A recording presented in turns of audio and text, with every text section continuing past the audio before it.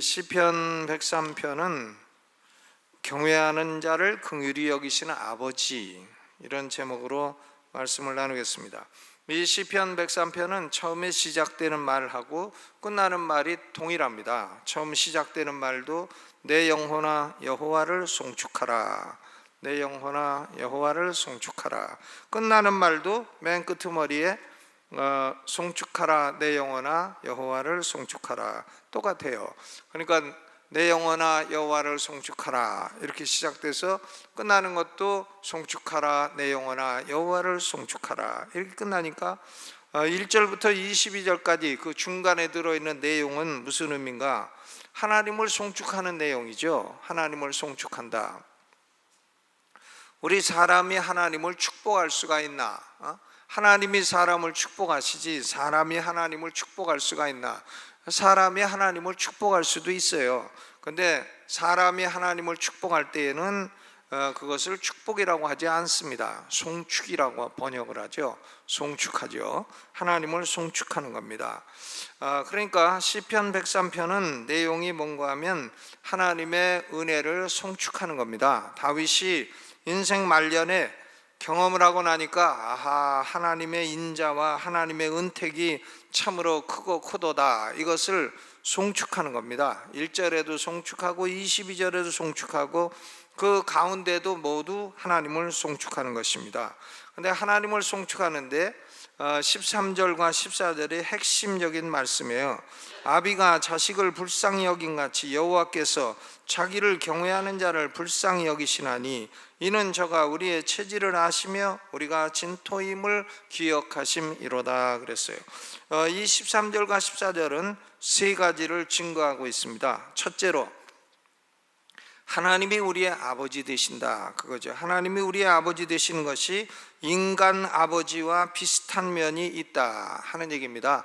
인간 아버지하고 하나님 아버지하고 다 아버지시고 아버지들은 비슷한 점이 있다는 겁니다.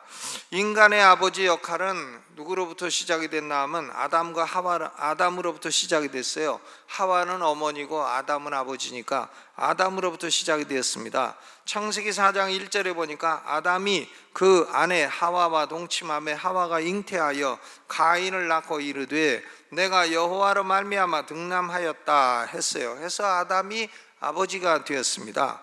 아담이 아버지가 된 것은 아담 이전에 기원이 있어요. 아담 이전에 아버지가 되신 분이 계십니다. 그분이 누구신가 하면 하나님 아버지예요. 요한복음 1장 14절에 말씀이 육신이 되어 우리 가운데 거하심에 우리가 그 영광을 보니 아버지의 독생자의 영광이요 은혜와 진리가 충만하더라 그랬습니다. 그러니까 하나님은 아버지시고 예수님은 하나님의 아들이시라는 삼위일체 관계로부터 아버지의 기원이, 아버지라고 하는 직분의 기원이 있는 것입니다. 하나님은 아버지시고 예수님은 아들이에요. 그러면 하나님 아버지가 언제 예수님을 낳았나? 언제 낳아가지고 예수님의 아들이 되었나? 옛날에 아리우스라고 하는 사람이 AD 310년경에 그 아버지 하나님이 아들을 낳은 시간이 있다. 그러니까 아들은 존재하지 않던 때도 있고 아들은 낳은 때부터 아들이 되었다 해가지고 하나님의 아들이 시작의 시점이 있다, 이런 소리를 했습니다. 못된 이단이죠. 해서 아버지 하나님은 높은 분이고 예수님은 천사와 같고 마치 여호와의 증인 같은 그런 소리를 했습니다. 해서 이 아리우스는 이단이 되었어요. 그런데 이 하나님 아버지는 언제 아들 예수 그리스도를 낳으셨나? 우리는 그 시간을 말해서는 안 되는 겁니다. 시간을 말할 수도 없고 말해서도 안 되는 겁니다. 그리고 인간의 이해 수준을 넘어가는 것입니다. 영원전부터 영원까지 아버지는 아버지시고 아들은 아들이에요. 아버지는 아버지고 아들은 아들인데 영원부터 아버지고 영원부터 아들이고 영원까지 아버지고 영원까지 아들이에요.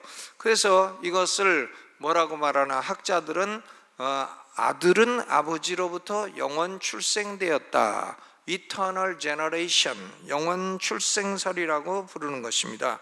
아버지는 시작도 없고 끝도 없고 아버지시고, 아들도 시작도 없고 끝도 없이 아들이에요. 영원부터 아들이고 영원까지 아들이고, 아버지는 영원부터 아버지고 영원까지 아버지고, 그러신 것입니다. 그러니까 인간 아버지와 인간 아들은 시작 시점이 있지만, 하나님 아버지와 하나님의 아들은 시작 시점이나 그런 게 없는 것입니다. 해서 그것을 영원 발생설, Eternal Generation 이라고 부르는 것입니다. 잠언 8장 30절에 내가 그 곁에 있어서 창조자가 되어 날마다 그 기뻐하신 바가 되었으며 항상 그 앞에서 즐거워하였으며 그랬어요. 그러니까 예수님이 창조자예요. 날마다 기뻐하신 바 되고 항상 그 앞에, 아버지 앞에 즐거워했다 그랬습니다. 예수 그리스도의 선제성, pre-existence, 예수 그리스도가 영원전부터 존재하셨다라고 하는 이 선제성, 그러면서 예수 그리스도는 하나님의 아들이시다, 이것은 우리 인간의 머리로는 죽었다 깨나도 이해하기가 어려운 것입니다. 그러나 우리는 믿습니다. 이해가 안 가니까 믿는 거예요. 이해가 다 가면 이해하지 믿을 필요가 없잖아요. 이해가 다 안 가니까 믿습니다. 그렇죠. 하나님은 아버지시고 예수 그리스도는 하나님의 아들이에요. 그러면서도 아버지 하나님도 영원한 분이시고 예수 그리스도도 영원한 신성을 가지신 하나님이신 것입니다. 분명한 사실은 인간의 아버지 직분은 하나님에게 기원이 있다 하는 겁니다. 인간의 아버지 직분이 인간에게서 비로소 시작된 것은 아니라 하는 말씀이에요. 여러분, 우리는 지금 하나님을 아버지라 부르지만 원래 우리가 하나님의 자녀가 아니었습니다. 원래 우리는 아버지가, 애비가 마귀였어요. 마귀 자식이었습니다, 우리가. 그런데 하나님이 우리를 자녀 삼아주시고 하나님이 우리의 아버지가 되신 것입니다. 해서 이 진리를 양자됨이라고 부릅니다. adoption. 우리가 양자된 거예요. 여러분, 양자하고 자연 출생된 자식하고는 다른 점이 있어요. 자연 출생된 자식은 자기가 택할 수가 없습니다. 그냥 낳다 보니까 아이고 이런 놈이 나왔구나, 낳다 보니까 아들이구나, 낳다 보니까 딸이구나, 이렇게 된 거지, 뭐 자기가 이런 아들을 낳아야 되겠다, 이런 딸을 낳아야 되겠다, 이렇게 택해서 되는 게 아닙니다. 그런데 양자는요, 양자는 가가지고 고아원 가서 다 보고 나는 얘를 양자로 택하겠다, 택할 수가 있어요. 양자는 택할 수가 있고요. 양자는 공짜로 되는 게 아니에요. 돈 내고 데려와야 돼요. 양자 되는 비용이 많이 든단 말이죠. 그러니까 양자는 택해서 양자 삼는 것이고요, 양자 삼는 데는 비용이 필요한 것입니다. 비용이. 그렇죠. 하나님이 우리를 택하여 주셨고요, 또 우리를 자녀 삼으시기에 필요한 모든 속전을 바로 예수 그리스도가 지불하신 것입니다. 그래서 우리가 하나님의 자녀가 된 것이에요. 해서 이것을 하나님이 원래 당신의 자녀가 아니던 사람을 자녀로 삼아주셨다 해서 이 위대한 진리를 양자됨이라고 말하는 것입니다. 양자됨. 그러니까 양자라고 해서 우리가 뭐 친자가 아니다 그런 얘기는 아니고, 원래 하나님 자녀가 아니던 사람이 하나님의 자녀가 되었다 그런 얘기죠. 택하심을 받고 예수 그리스도가 비용을 지불하시고 우리를 자녀로 삼아주셨다. 이게 양자됨의 위대한 진리인 것입니다. 양자됨으로 말미암아 성도들은 두 가지 특권을 갖게 되었어요. 하나는 하나님과 새로운 관계를 맺게 되었어요. 과거에는 하나님이 우리 아버지가 아니었는데 우리의 그 원수였어요, 하나님이. 그런데 하나님이 우리의 아버지가 되어주시고 우리는 하나님의 자녀가 되었습니다. 하나님의 자녀가 되었다. 그러니까 예수님이 요한복음 20장 17절에 이렇게 말씀하셨습니다. 내가 내 아버지 곧 너희 아버지, 내 하나님 곧 너희 하나님께로 올라간다. 예수님의 아버지가 우리 아버지가 되셨고 예수님의 하나님이 우리 하나님이 되어주셨어요. 고린도 후서 6장 18절에도 너희에게 아버지가 되고 너희는 내게 자녀가 되리라. 전능하신 주의 말씀이니라 그랬습니다. 여러분, 하나님이 우리의 아버지가 되시고 우리는 자녀가 되었다 하는 것은 단순히 성도가 지옥 가지 않는다 그런 정도의 얘기가 아니고 그거보다 훨씬 더 큰 축복을 가져다 주는 것입니다. 우리는 하나님의 자녀가 아니던 사람이 양자됨으로 말미암아 하나님의 자녀가 됨으로써 하나님을 아버지로 모실 수 있게 된 것입니다. 새로운 관계를 갖게 됐어요. 두 번째로는 성도들은 하나님 아버지의 성품을 받게 되었어요. 하나님 아버지의 성품을 갈라디아서 4장 6절에 보니까 너희가 아들인 고로 하나님이 그 아들의 영을 우리 마음 가운데 보내사 아바 아버지라 부르게 하셨느니라 그랬습니다. 아들의 영은 뭔고? 성령이십니다. 성도의 마음속에 성령이 내주하게 하심으로써 성도들이 아버지의 성품을 갖도록 하신 것입니다. 우리 성도들은 내주하시는 성령으로 말미암아 아버지의 성품을 갖게 됐어요. 아버지를 닮은 자녀가 됐다 그 말입니다. 하나님을 사랑하고 형제들을 사랑하는 그런 성품을 갖게 되었습니다. 하나님이 아버지가 되시고 또 하나님의 영이 우리 가운데 거하심으로 우리의 마음 가운데 거하심으로 우리가 하나님 아버지의 성품을 드러낼 수 있게 되었다 그런 얘기입니다. 첫째 진리는 하나님이 나의 아버지시다. 아멘. 여러분, 하나님이 여러분 아버지십니까? 예, 그렇죠. 그러면 우리는 다 형제 자매가 되는 거예요. 그 다음에 두 번째로 아버지 되신 하나님은 자녀들을 어떻게 하시나? 불쌍히 여기신다. 불쌍히 여기셔.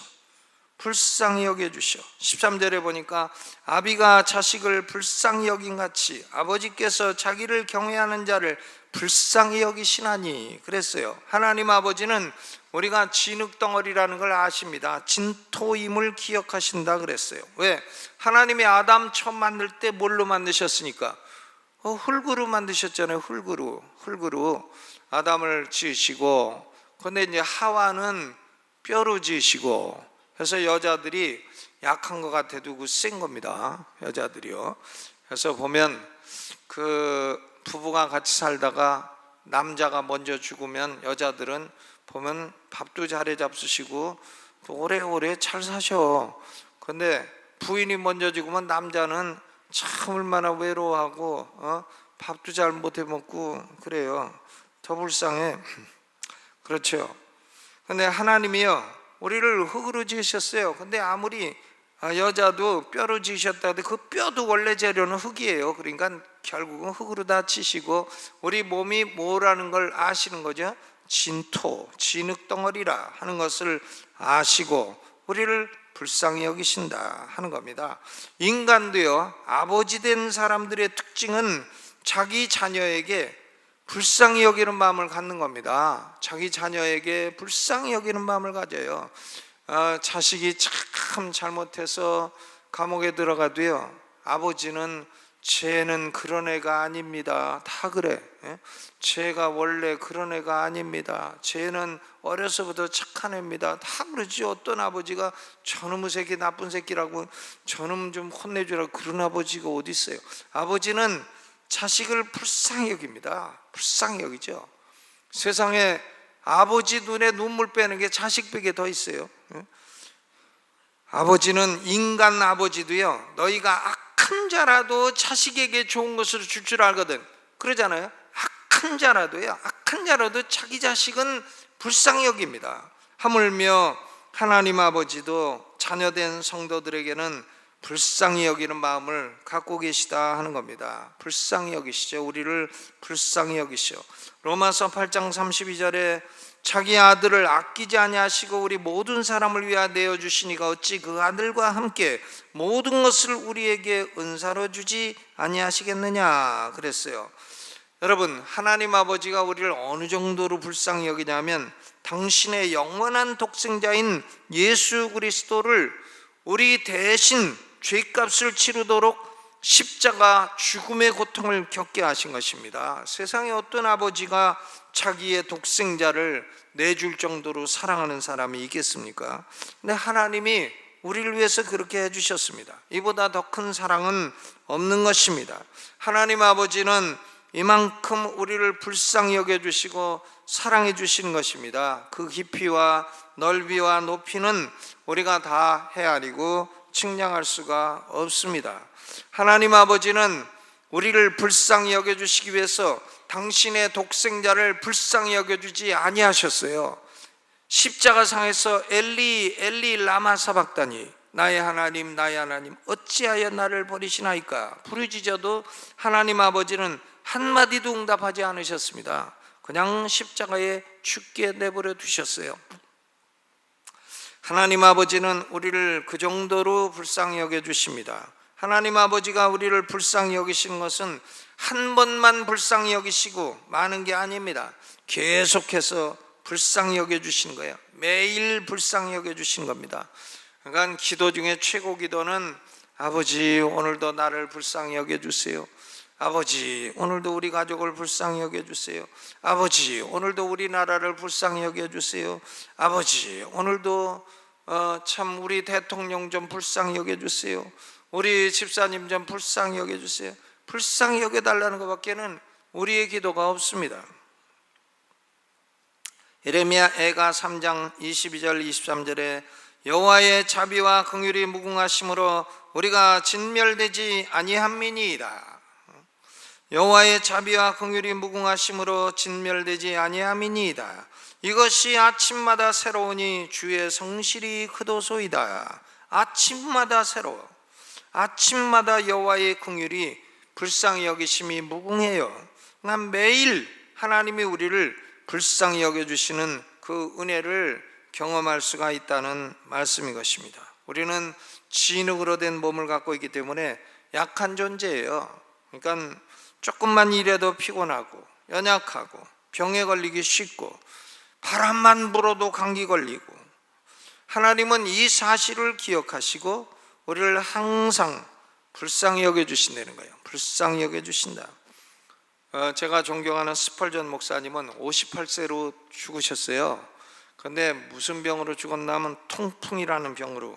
통풍, 이게 요산이 쌓여가지고 생기는 병인데, 이 통풍이라는 게 엄청나게 아픈 병입니다. 통풍은 요산이 관절 같은 데 걸리면 관절이 쑤시고, 발가락까지 가면 엄지발가락이 막 바람만 불어도 쑤시고, 그러니까 스펄전 목사님이 통풍 고통이 올 때마다 그렇게 기도했다고 합니다. 아버지, 내 자녀가 이렇게 고통스러우면 나는 내 자녀를 불쌍히 여겨주겠습니다. 하나님 아버지, 내가 이렇게 고통스러우니 아버지께서도 나를 불쌍히 여겨주시옵소서. 이렇게 늘 기도했대요. 그러면 고통이 싹 사라지고 잠이 오고, 고통이 싹 사라지고 잠이 오고. 그런데 그것도 58세가 되니까 야, 이제 너 고기도 그만하고 그냥 고통 없는 데로 와라, 이래갖고서는 58세 하나님이 그냥 불러가셨습니다. 영원히 고통 없는 천국으로 불러가시고, 이 땅에서 한 10여 년 불쌍히 여기시다가 아주 영원히 불쌍히 여겨주신 그런 결과가 되었습니다. 여러분, 하나님은 우리의 무엇입니까? 아버지죠. 아버지고, 아버지는 우리를 어떻게 하십니까? 매일 불쌍히 여겨주셔. 매일 불쌍히 여겨주셔. 매일. 그렇죠? 여러분, 우리는 하나님이 우리를 불쌍히 여긴 같이요, 사람들도 불쌍히 여겨야 돼요. 서로 불쌍히 여겨야 됩니다. 저 사람도 불쌍히 여기고 이 사람도 불쌍히 여기고, 그래야 하나님이 우리도 불쌍히 여겨주시죠. 야, 너는 사람을 불쌍히 여기는구나. 가가지고 같이 일하다가 조사받으면 나는 안 그랬고요, 제가 시켰습니다. 대통령이 시켰습니다. 대통령이 시켜, 나는 아무것도 없습니다. 이런 자식들은, 그런 놈들은 나쁜 놈들이죠. 누구라고 얘기는 안 해요. 하지만 그건 참 야비한 인간들입니다. 치사스러운 인간이고 그 백성들에게 잘못된 교육을 시켜주는 나쁜 놈들이에요. 여러분, 우리는 불쌍히 여겨야지. 불쌍히. 이 사람도 불쌍히 여기고 저 사람도 불쌍히 여기고 불쌍히 여겨야 됩니다. 아멘도 안 나오네. 응? 불쌍하죠. 얼마나 불쌍해. 응?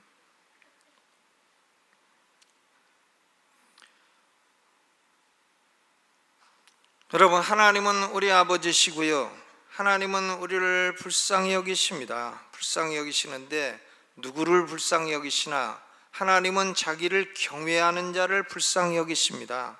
자기를 경외하는 자를요. 하나님이 우리 아버지 되시고 우리를 불쌍히 여기신다고 해서 하나님을 가벼운 마음으로 대해서는 안 되는 겁니다. 하나님을 가벼운 마음으로 대해서는 안 돼요. 어떤 사람은 하나님을 부를 때 꼭 하나님, 아버님 꼭 그렇게 불러. 아버님, 그럼 꼭 하나님이 시아버지 같아. 시아버지 같아. 아주 멀리 계신 것 같아. 아버님, 아버님 꼭 기도할 때 아버님, 하나님 그래.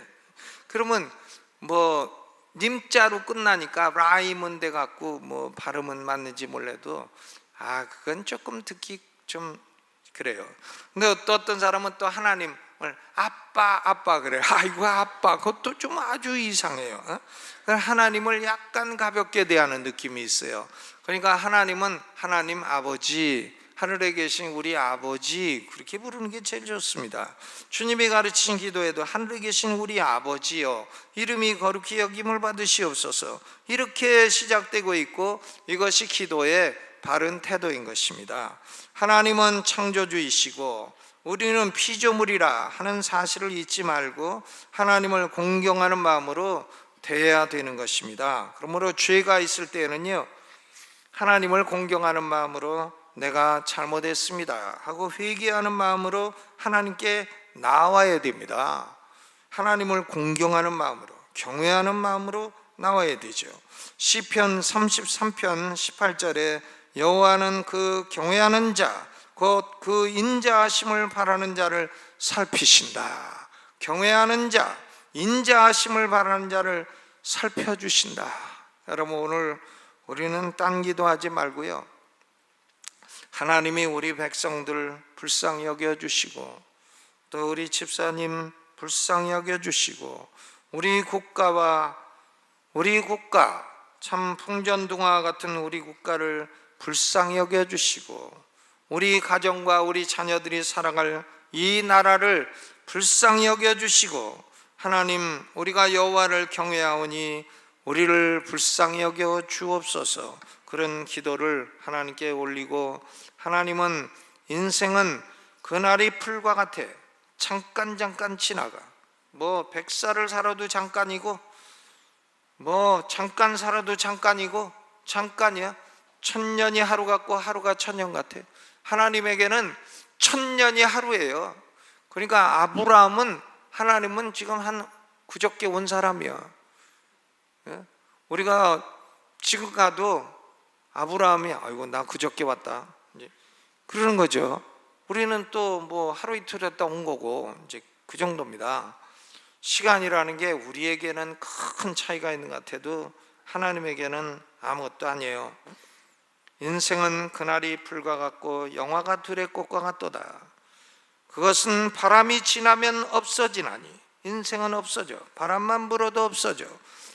다시 알지 못하거니와 여호와의 인자하심은 자기를 경외하는 자에게 영원부터 영원까지 이르고 자손의 자손에게 이르리라. 하나님 아버지의 인자하심과 불쌍히 여기심이 우리와 우리 자손에게 임하도록, 이 나라에 임하도록 우리 합심해서 통성으로 오른손 들고 주여 3번 크게 부르고 통성으로 기도하겠습니다.